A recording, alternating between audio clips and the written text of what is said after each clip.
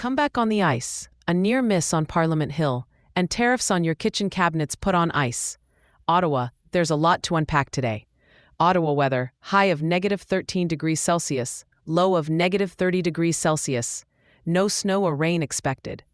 Let's start at the Canadian Tire Centre, where the Senators delivered the kind of win that can reset a season. Ottawa stormed back from a 2-0 hole to beat the Washington Capitals 4-3, snapping a 3-game skid and sending a sellout crowd home buzzing.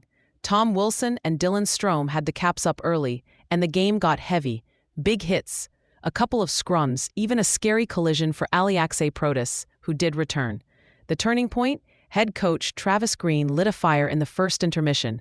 Ottawa tilted the ice in the final 40 minutes, exactly what Green praised afterward. Leevi Merilainen came up with clutch saves to keep the door cracked open, and with less than 2.5 minutes left, Fabian Zetterlund buried the game winner.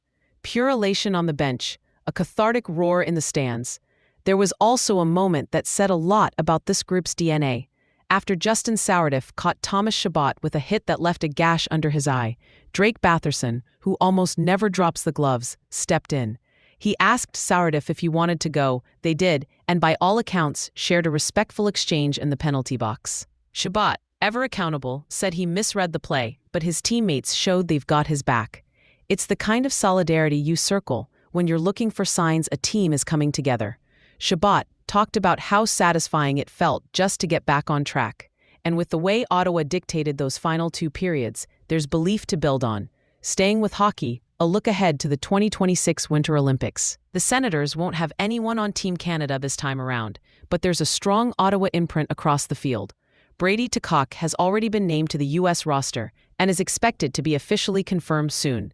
Jake Sanderson is widely anticipated to join him after a long climb to this moment. Tim Stützle is in for Germany, and Lars Eller, though currently injured, will represent Denmark. Tough break for Shane Pinto, whose injury likely keeps him off the U.S. team. It'll make for a fascinating February, with Sens fans pulling for familiar faces in new sweaters. Quick detour to the World Juniors, where Sweden flexed in Group A with a 6-3 win over the United States. Lucas Pettersson and Eddie Genborg each scored twice. Sweden was up 5-1 in the second, and goalie Love Herenstam turned aside 28 shots. The Americans, who admitted discipline was an issue, now pivot to a matchup with Finland. File that under tournament lessons learned. Now, to the Hill and the border.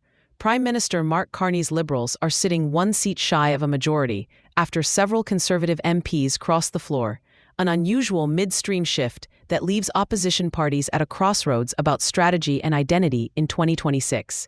With Parliament returning, every confidence vote and committee chair will matter, and the policy stakes are about to spike with the Canada-US-Mexico agreement headed into its mandatory review. Formal CUSMA discussions between Canada and the United States begin this month.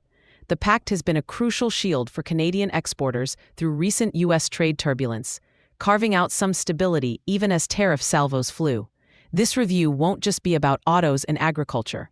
Watch for debates around digital trade, cross-border data flows, and how emerging technologies like artificial intelligence fit into the rules of the road. For Ottawa's tech corridor, from AI startups to data-rich public services, the fine print on data localization and algorithmic transparency could shape competitiveness for years. Across the river, the consumer angle is real too. In Washington, President Donald Trump signed a proclamation postponing planned tariff hikes on upholstered furniture, kitchen cabinets, and vanities for another year. The current 25% tariff stays put, but the jump to 30% on furniture and 50% on cabinets is on hold. The administration says the measures are about bolstering American industry and national security. And it's also reviewing a proposed steep tariff on Italian pasta that could have climbed to 107%. For Ottawa retailers, renovators, and anyone pricing out a kitchen refresh, that delay means one thing: a reprieve from even steeper sticker shock, at least for now.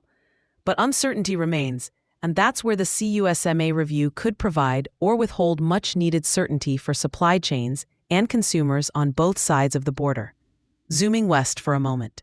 British Columbia's 2026 Outlook offers a snapshot of how trade, climate, and growth converge in Canada's provincial economies. Growth is subdued, but sturdier than feared, even with anticipated friction in the CUSMA talks. LNG Canada's startup in mid-2025 is a bright spot, injecting investment and exports, while severe U.S. duties on softwood lumber continue to weigh on BC's forestry towns. The housing market there is set to rebound faster than most provinces, with resale volumes projected to climb 18% this year. Meanwhile, federal caps on international student visas and temporary foreign worker permits could cool population and retail growth, while potentially easing pressure in the job market. The unemployment rate likely peaked around 6.5% late last year and is expected to drift down in 2026. Climate runs through all of that. LNG offers revenue and energy security, but raises emissions questions provincial and federal policymakers are grappling with. Forestry is buffeted by both trade policy and a changing climate. And here in Ottawa, mornings like today are a reminder that extremes have costs, from heating bills to infrastructure stress. The balance between economic resilience and climate responsibility will be a defining thread in the policy debates ahead. Back to local media, because how we get our news matters. Rosie Ide is bringing real spark to the rebranded CTV Your Morning Ottawa, formerly CTV Morning Live. She moved here from Toronto to co-host, and her resume stretches from CFCF to MSNBC and CNN.